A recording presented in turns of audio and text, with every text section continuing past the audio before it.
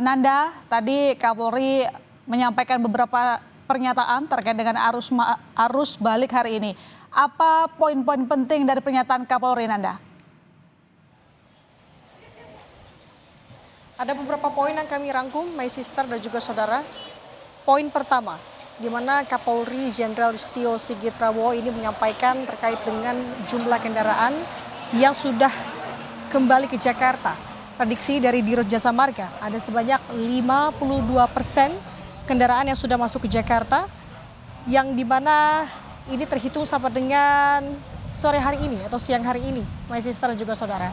52% ini, tadi kalau kami kutip, ini merupakan gabungan dari beberapa daerah, tidak hanya dari ruas tol Trans Jawa saja. Artinya ada beberapa gardu-gardu besar di beberapa daerah seperti di jalur selatan, kemudian untuk di jalur Sumatera ini digabungkan dengan total ada sebanyak 52% lebih. Nah, tadi juga kami tanyakan terkait sebenarnya kapan dari 3 hari yang menjadi prediksi puncak arus balik ini, puncaknya terjadi di hari apa atau tanggal berapa. Tadi disampaikan oleh Kapolri bahwa melihat dari hari kemarin sebenarnya yang sudah masuk dari prediksi arus balik ini juga sudah ramai, my sister juga saudara. Angka terus meningkat dimulai dari hari kemarin bahkan sampai dengan hari ini. Nah, saya akan tunjukkan kepada Anda situasi terkini, my sister dan juga saudara. Ini adalah situasi yang memang jauh berbeda kalau kami lihat melalui pandangan mata dengan 2 sampai dengan 3 hari yang lalu. Bahkan kemarin situasi ini belum tampak di sekitar pukul 14.20 waktu Indonesia Barat. Artinya memang dari kemarin memasuki hari pertama prediksi arus balik, kepadatan hanya terjadi ketika kendaraan dari ruas tol Trans Jawa untuk kemudian menuju ke Jakarta untuk memasuki gerbang tol Cikampek Utama di kilometer 70. Hanya sebatas itu, my sister juga saudara. Tapi hari ini kami melihat antrian sudah mengular cukup panjang, bahkan padat merayap setelah melewati gerbang tol Cikampek Utama, yang dimana memang baik itu dari polisi dan juga jasa marga ini memprediksi arus balik puncaknya akan terjadi hari ini. Nah, ini situasi pada siang hari ini, my sister dan juga saudara. Kalau kami mengutip juga poin-poin tadi kembali apa yang disampaikan oleh Kapolri, bahwa dari melihat arus mudik sampai dengan arus balik, ini ada sebanyak peningkatan, angka meningkat untuk mudik yakni sebesar 0,6% dibandingkan tahun 2024. Nah, melihat secara keseluruhan sampai dengan di arus balik ini, di hari kedua prediksi puncak arus balik, ada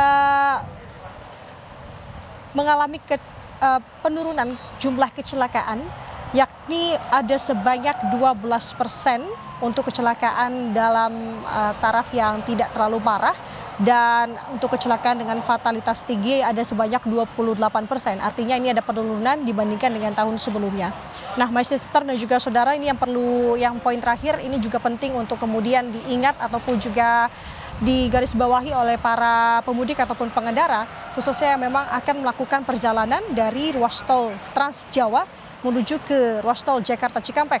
Dengan adanya penerapan ataupun upaya menggunakan ruas tol lain di sini untuk mengantisipasi penumpukan di Cikampek, my sister dan juga saudara, maka polisi jasa marga bekerja sama untuk menyiapkan ruas tol lain di sini adalah Cisumdawu dan juga ruas tol fungsional Japek 2 yang saat ini sebenarnya sudah diberlakukan dimulai jam operasionalnya untuk ruas tol fungsional Japek 2 ini dari 5 pagi sampai dengan 5 sore.